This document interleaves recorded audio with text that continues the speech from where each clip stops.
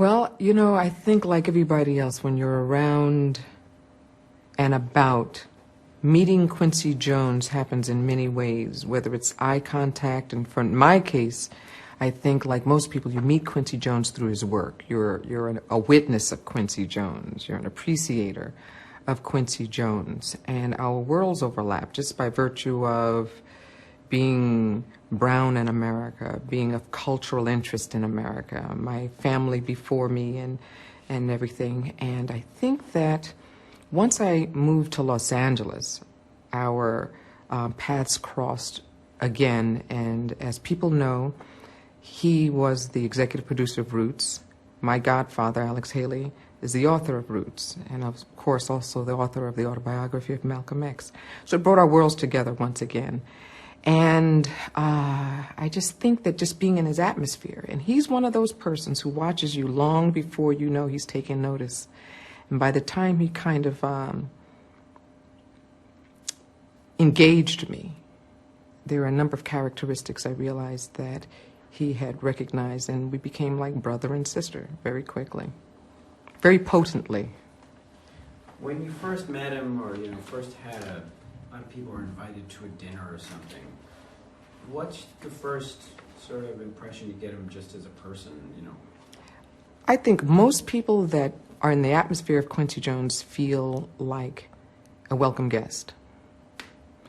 Despite his celebrity status, despite his range of success, he's an approachable, inviting person who always makes you feel as if you are able to sit at his table, enter his home.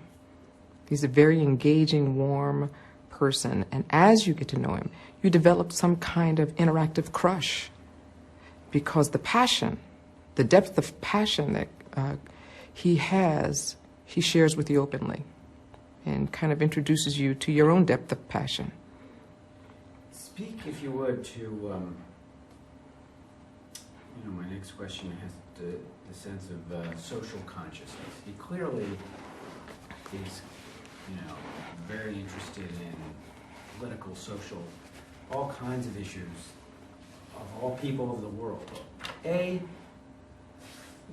where have you connected with him on that? And B, where do you think that comes from in him as a person? And just one second, we're just going to raise the microphone. It's just dipping in the frame. Sorry. Okay. No. So, I guess the question is, speak, if you would, to where Quincy's social consciousness comes from and how you've experienced that. Well, I don't know if one can break down, when speaking about Quincy Jones, who he is musically, socially, politically, without just recognizing that he's just simply interested in people. Hence, it will break down into all of those various categories. I don't think his intent is to change policy, but affect lives. And he uses what he has as an ambassador, as a liaison, as an emissary, to heal, move, inspire lives. If that incorporates a political process, he will direct someone who is proficient in that. But I think it's not the politician of him. I don't think it's just the social activist of him. I think it's the ambassador on behalf of the wellness of people. That's great. In particular, Africa, he seems... Okay. He seems to have a real connection to Africa. Why is that? And how does it manifest itself? Probably, maybe, I know it was sparked by Roots at some point, or at least people have said as much. Then I would have to leave that to them. I don't know. I mean, between you and I don't know. This is not something I really want recorded, because I want to kind of go over something. Turn it off for a second. I have a more, and these blueprints came to them and so on. Clearly, it had him, Well, there may be things that may trigger something, but I think the interest of yourself, the origins of yourself, are always ever present. Otherwise, his evolution in music early wouldn't be what it is. So if she can speak to it because she was living with him at the time, like Lisette Duro, who Right. could speak, there's a different kind of me. I could take a guess, but I don't need it to contradict any of the 20 people you. Yeah. Well, Yeah. help us if you would. Let's roll tape now. Okay, I'm just wondering, do you think maybe one of our NDs fell off a little bit out there? Seems like we're, You getting a little hot spot? well, no, it's just the angle of the sun. Yeah, I think it's fine.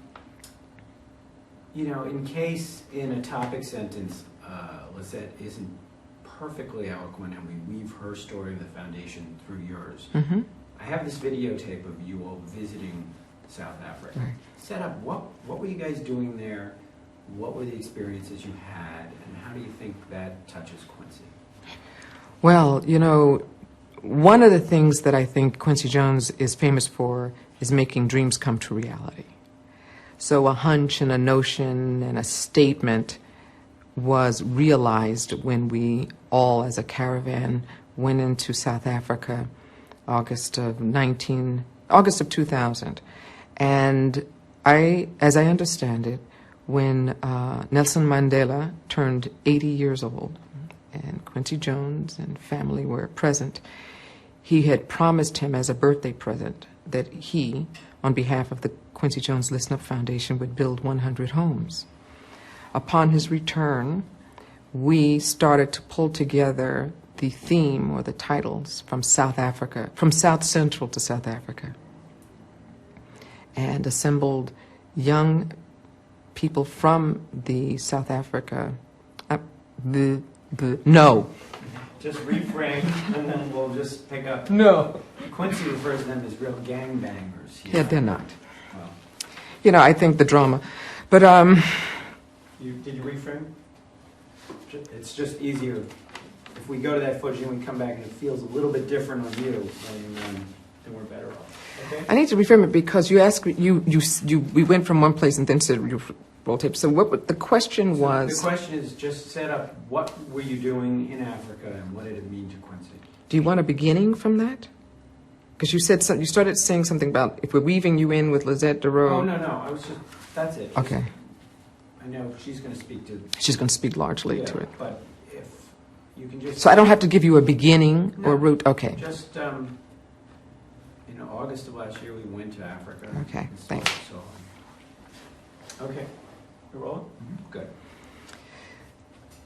August of the year 2000, and a caravan of members on behalf of the Quincy Jones Listen Up Foundation went over to a long-awaited trip to Johannesburg, South Africa, along with 5 selected young persons from South Central Los Angeles, after interviewing about 30 young people, all of whom were amazing young people. And I recall the interview process being very difficult, but we had a limit that we could take. And we gathered these young people and another couple of organizations, ANSA and CAA members, to go over and build the first few homes in conjunction with Habitat for Humanity as a promise that Quincy Jones made for Nelson Mandela on his 80th birthday. And that's the beginning of our theme, building homes from South Central to South Africa. And our intent is to eventually move across the globe using those 2 points as a conceptual point across the globe, and uniting young people, assisting one another, like in my day when you had Peace Corps and those kinds of things, enabling these young people to know about conditions of lives around the world, people their age. And I know it was absolutely remarkable. And I think the most significant thing for me when I went to South Africa was, in addition to being in the atmosphere of Nelson Mandela, was knowing that 9 years prior, that apartheid existed, and watching the interaction of cross-culture, trying to rebuild the spirit and the grounds of a heritage, of a country. And it made me wonder, with all of the opportunities we have here in the United States, why we're moving so slowly. And they're managing to do that, not without challenge, but the spirit of hope, the spirit of will was very much one of the things that we as adults, as well as the young people who thought that their lives were challenged here, our young American kids from the urban environment, once they realized what it was like someplace else, which I think is a lesson for most Americans, to know what our opportunities are here. And so they become our first young ambassadors on behalf of the voice of the Listen Up Foundation. Great. Now, there was some scenes of sort of singing that Quincy was caught up in. Very jubilant. What was that? Go ahead. Artie, she can't go ahead. I mean, finish your question. That was it.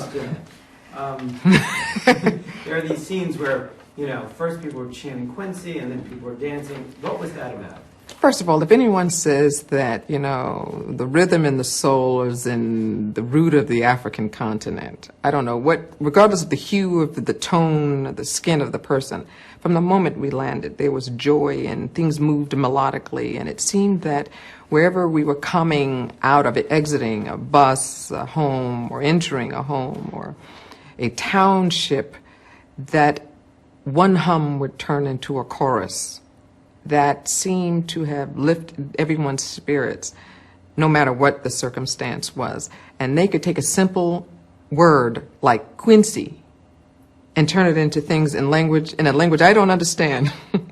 But you can feel the spirit, you can feel the joy. And when you think about the fact that they don't have CD players and infrastructures that they can plug in things and MTV and VH1 and all of that, we knew that they knew who he was by what he shares of himself, that he was a repeat visitor, and that by word of mouth, by Pony Express, by, you know, that method, the original organic method of communicating, that he and his spirit and his soul and his frequent visits and his contribution resonates wherever he is. I mean, we know it here in the United States, but certainly in the townships, they would all gather waiting for this person who they highly, warmly respected.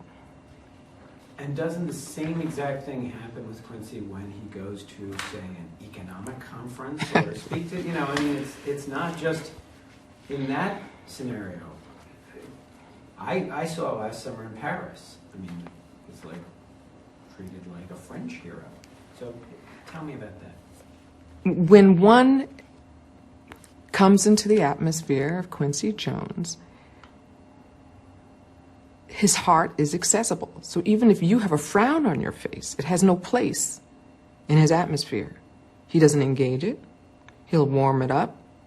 He'll give you a wink, a pat on the back, or something that in that moment removes the frown or the ache. He has the capacity to do that. I know, because whatever might seem to be a justifiable melancholy subject, he'll turn it around. And so I think as a result of that, and being consistent with it, and a risk taker, and a dreamer, and a planner, and a visionary, with the intent of making things happen, he, wherever he goes, you have to move it around. Some people may not even like that, but he doesn't even give that any negative time. Now, have you ever brought him some problem which you thought was just a really big problem and he somehow took that attitude or that? Can you personalize that idea in terms of any of the stuff that, or is that hard to do? I mean, for me, it's, I mean, I'm with him all the time so that I don't think of things as problems. One of the things that I know is, as a friend, as a sister, as a collaborator, sharing on his board, manning one of his companies, there's a lot of interaction, and you get a human response no matter what. And if there's a problem, you almost work it out before you approach him with it, because if you've been around him long enough, you know that there's a remedy. So it makes you fast forward to what those remedies could be. And then you present to him the options in those remedies. So he has that kind of effect. You cannot bring him laborious, nonsensical, irrevocable problems. That really is a waste of time for a person who's very busy, number one.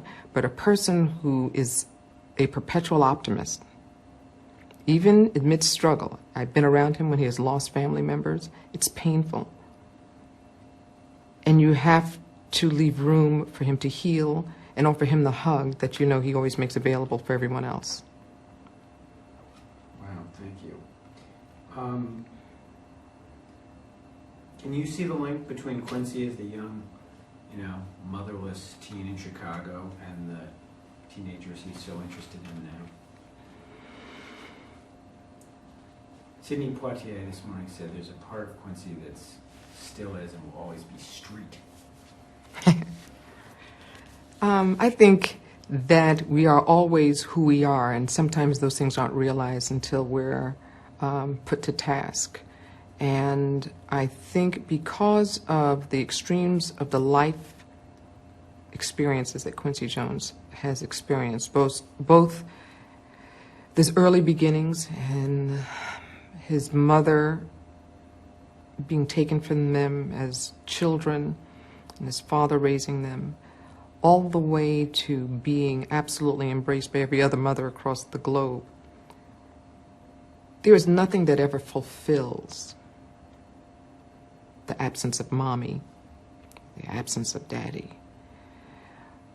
Although he leaves room to smile and he accepts every love, and he's one of the most deep lovers. I think I've been around. I mean, the large capacity to love, despite where his aches and his pains will last also forever. I don't think that there's enough wealth, success, and access that can replace the lullaby missing from a child who is not laptop his or her own mother in the early days. And I think that's why he is able to feel so much. I don't think it's the lack of wealth in his childhood. I don't think children who don't have know that they don't have. But there is a sense of imbalance if key people are missing. And instead of going the route others have gone when they don't feel love, he obviously recognized what love was, what love is, because he's claimed it and he gives it away. Thank you. Enormous success, not just in music, but he breaks down barriers, breaks with tradition, sees his own vision. Can you speak to, say, in Global Drums, the offices in which we're sitting in here, or in your other experiences, how he sees ahead and really doesn't care about categories at all? His whole thing is like, it's not jazz, it's good music, or whatever it is. So I guess it's a broader question. How does he, A, interested in breakdown categories, and B, different question, how can he see the future? Because he really does see the future. I think most people have the gift of seeing the future and having a hunch and a notion and an idea and an impulse and a desire. Most people say no. We're afraid to venture. When you say no, I don't think that can work. Or maybe that's too convoluted. To Quincy Jones, it really does make him move further in the direction. And there are a lot of people that are like that. You say no, can't, and they say, yeah, but I feel it. I feel it, I see it, I know it. I don't know how we're going to get there, but I'm already feeling myself in the atmosphere of the realization of whatever that is. That's what's really great for me around him, because I think people that are like that are a bit of an enigma, because they have to do it even when the people in their atmosphere don't have faith. So a person like Quincy Jones is an inspirer for persons, blah, blah, no. So, is that, you know, Well, there were let's few just things say that with Quincy Jones refused to take no for an answer. well, I don't know where he says that. The question went a few places. Let's start with global drums. You're working on something with him. Explain what this is. And we lost just a little light back here. Make a quick adjustment. How would you describe global drums?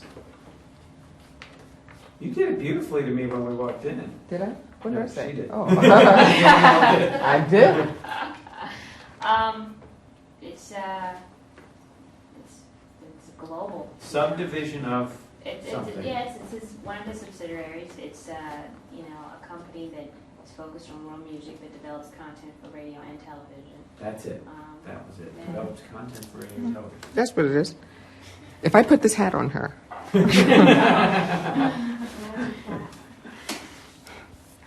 Good? Yes. Okay. So you're actually working with Quincy, not, what are you working with on him directly, apart from being a friend? Global Drums, Inc. It's another Quincy Jones company that I am proud to be the president of. And as he worded it a couple of years ago, he really wanted there to be something pulled together that united or shared the rhythms of the African continent and the diaspora and its real effect and influence over the world. The musics, the culture, the origins, the sophistication, images and things that we just do not have a sense of, and the joy, the tradition. And so what we're doing now at Global Drums is developing content and programming for whatever the mediums may be, television and satellite radio, as well as ground radio, the new mediums, as well as internet. Whatever the medium is, it is making sure we utilize the beauty of world music in the broad sense. In the broad sense, people haven't a clue about that. For those of us who are cultural hobbyists, we cannot wait to share. And so it was a natural part of me, and certainly that of him. And so when he asked me would I do that, there was no beat between him asking and my saying yes. I think the difficulty is until people know that what is part of the world is also part of them. I think generally there's America and then there's the rest of the world. And so when I've had conversations with people, they say world music and American music as if we're not part of the world. So that has been an interesting kind of massage and sharing with people that the beat that you hear in Brazil, the beat that you hear in Istanbul, that the beat that you hear in Sri Lanka as well as England has a place in your life. And most places outside of the country, music really is a part of celebration and mourning, and it's inclusive. And so with Global Drum, my interest is to make the anthropology of it and the entertainment of it merge. What does Quincy share with Nelson Mandela? I would think, well, people probably would not compare the two. Quincy Jones and Nelson Mandela both are men of peace, men of foresight, men of will, men of stamina, and whom are brilliantly strategic. People would gather that men who are gentle have minimized some aspect of their strength and conviction, but there's no way that either one of them could be who they are without the courage to move and forge ahead despite the odds. And I think that they are characteristically alike.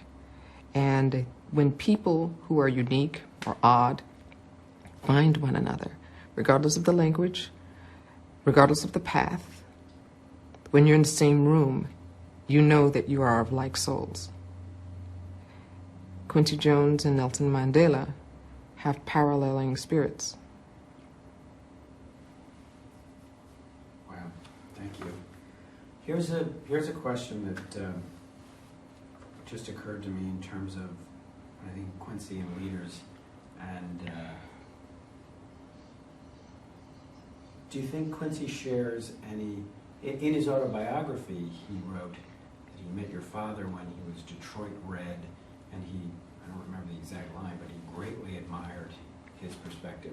What do you think he shares with your father the same way? And I'd ask because it wouldn't be readily apparent, you know, unless we put on the thing that you mention who your father is. Oh, so what do I say? Just, you know, say, I think Quincy shares with my father, name him rather than us having to title it, just tell us who he is. Or that might be I don't know. Well, let me just figure out how to get into that. I mean, I did mention that Alex Haley wrote the autobiography. Yeah, but that just might be used in different parts some- of the film. Or just start with, Malcolm X, my dad. well, I don't know. But did you roll that? No. No. But I feel it's really, I have this vision of Quincy because next week we're interviewing Bill Clinton. Mm-hmm. And I was in France and he's out with Jacques Chirac. Mm-hmm. And he's with Mandela. Right. He is a world leader. He has a stature that in any way that I can help to either place by analogy, difference, he's the same, he's perfect time. He's like this, but he's different here. It helps people understand that he's not either A, a trumpeter, or B, a composer. And I think you could really, on this level, you could really... Well, you know, when he says that he met my father was in the music world, so it wasn't as Malcolm X, and so, and I don't know at what point this is. No, this is not... Do you want me to cut? Yeah, because I'm just trying to work. Rolling. Quincy also wrote in his autobiography that your father was one of the greatest leaders and symbols of pride ever to emerge from Black America. Who was your father? What does Quincy have in common with him? Well, while talking about Quincy Jones can bring a smile, certainly when I have the opportunity to speak about my father, it brings a child's grin. So it causes me to blush. When I was growing up and people talked about Malcolm X, depending on the company or the surrounding, some smiled and some did not. I was fortunate to not only be his daughter, but to be a real part of his honesty, to witness the sculpturing of pride and watching him love my mother openly, interact with his children. So the way that my father engaged me gave me something to live with despite how traumatic things may have been in short of a decade, and enables me to live with now and draw a blush. One of the things I think for me and how I zero in on special people is based on the special people in my childhood. My parents handpicked really amazing people who stood for something. Quincy Jones is not only attractive, you know, and talented and successful in terms of photos and growing up and all of the things that people associated him with before knowing him, but when you get around him, he reminds me with some of those same components that I had in my childhood, of people who lived and stood for something, all of whom were young, had no idea that they would make history or leave a mark, or that what they represented would make a difference in other people's lives. My father left the earth at 39 years old, having no idea that as we entered the new millennium, that his voice would resonate, that his heartbeat would be felt, that his smile would kind of be cherished and kind of a characteristic. Same time, Quincy Jones and others who are forging ahead to do and stand for something and use their own particular craft and medium. The similarities between men like Quincy Jones, Mandela, others whom have been long-lasting friends in his life. I think it's the one thing they all have in common is a real sense of their personal value humbly, and that they had a responsibility to extend it openly.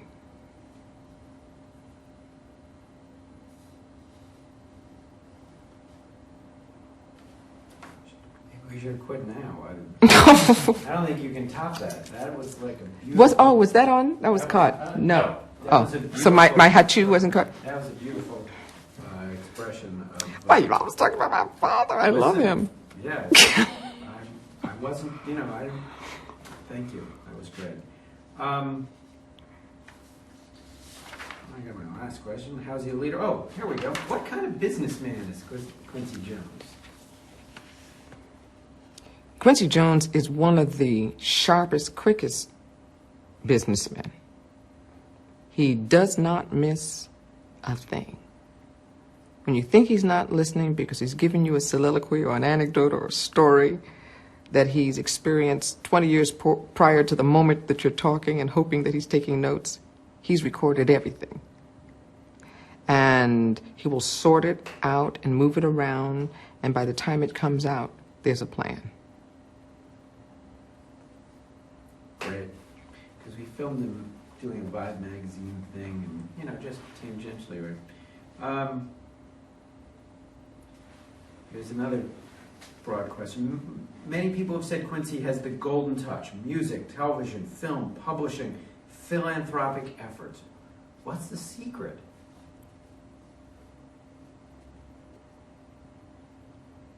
I think the secret to his multiple successes and the varying arteries in which he ventures is the intent to succeed.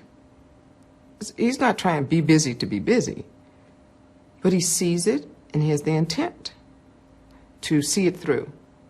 And if he's not the one to take it across the finish line, he will pass the baton to make sure that whoever has the legs and the strength to take it on the other side, just to make sure that the intent is seen to its fullest, he'll do that.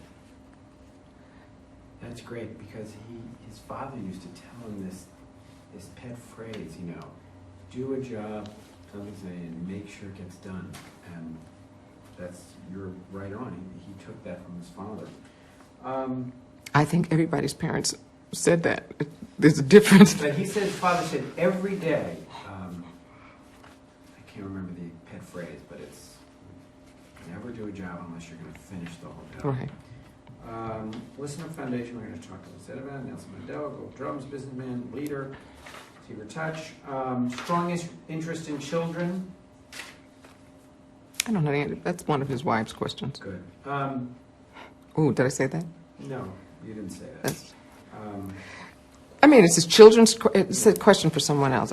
For me, I just think he loves it. I see him giggle over children and giggle over adults. He will get a kick out of a person who has a characteristic. Jolie was talking about how big he gets a kick out of her dog. Yeah, so he's really compassionate. His interest in children, I think, is because he's fragile. They're fragile, and I think he sees himself in most children, the range of vulnerability, but also with the potential to do and be whatever one strives to be. And so since he is able, he doesn't only have the desire, he knows that he is able to assist someone to the other side. And he utilizes all of those means to make sure that if that is your dream and it's something he can do, he'll assist you with it. He's very much about dream fulfillment. Since he was, 10 years old, he's composer dream, this dream. I think some people are made like that. Yeah. Last big question. Years from now, not to pigeonhole him, but how should people remember? How do you think people will remember him 100 years hence? I think for those of us who've come across Quincy Jones's path, the thought of him will often generate a smile, a warm feeling, a funny story or remembrance. Remember the time. Do you know what he said? There's something he said that he put together. You always want to use one of his anecdotes to paint a picture. I think for the broader culture, internationally speaking, he is a representative of, if you desire it, claim it, do it.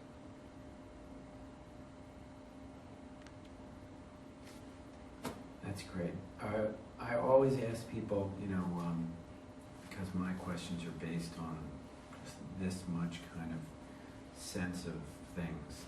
Are there stories or songs or... it's so true what you said about, you think about Quincy, that story about being in the White House and having to have Lizette sneak across the hall when Quentin's in the middle of a sex scandal. Do you know about this? Because they're not legally married, they weren't allowed to stay in the same room at the White House. The White House staff would say, well, we can't embarrass the president with this kind of situation. This is like while he's being impeached. Unbelievable. It's just a quintessential Quincy story. But, let me just give you a minute and throw it open and, again, maybe there's one of those stories that he shared with you. I have this story where I was at this photo shoot and they're sitting there waiting to interview Quincy, and I can't stop eating this pie that's being served. I said, Quincy, I don't know what it is, but this pumpkin pie, I can't put it down. He said, that's because it's sweet potato pie. It wasn't pumpkin pie. And it's like this moment that, is etched in my brain. I'm like, Quincy, look at me just cracking. But no matter what, he always has a response. Yeah. But is there a moment that, just for you, that it doesn't have to do with anything except for purely that moment where, you had a flat tire or you misplaced something or you were at a concert or, you're with the World Economic Conference and there's Bill Gates or I don't know, and the dirty joke, not that you can tell. I was just about to say, there's nothing I can say on camera. I know, it's a dirty joke. When you said share a story, I almost said a dirty joke, but I don't know. I always fish around for that stuff, and it may not be a perfect one today, but if there is, I've lived with many of them, so I guess I can't. Because he actually, it's incorporated in every business meeting. Even the range of how he tells a story. There's no one place that he thinks is more appropriate than another to use these kinds. He's a storyteller. Whether through composition or verbal expression, he's a storyteller. He always likes to give props to all the different. In the middle of the story, he'll start saying, "And so and so, and so and so, and so and so." They were all there. It's like with data. No, not just there, but like credentials and data. Right. Yeah. It's remarkable. Let's cut for 1 sec. That's pretty much, huge. Now these are the bad. This is so bad. It's not that bad. Come on, it says something about Quincy, that he names everyone in these particular ways. Well, in my own, I'm kind of like traditionally formal. I'm kind of raised around the protocols of various cultures in my childhood. So I am unable to call him either Quincy or anything like that by his first name. So I call him Sir Q, with all the due respect that he deserves. And I've always been teased about my voice. And when I answer the phone, of course, it's this raspy, and like a musician, he'll call you at 1:30 in the morning, which means that it's raspy and tired. And he said, "My God, it sounds like a crack house." Hello? Like I'm sneaking. So he started to call me OZ for ounce. And then he narrowed it down to Z. Since then, years later, fast forward, Lady Legacy is what he'll call me, in addition to, Miss Shabazz.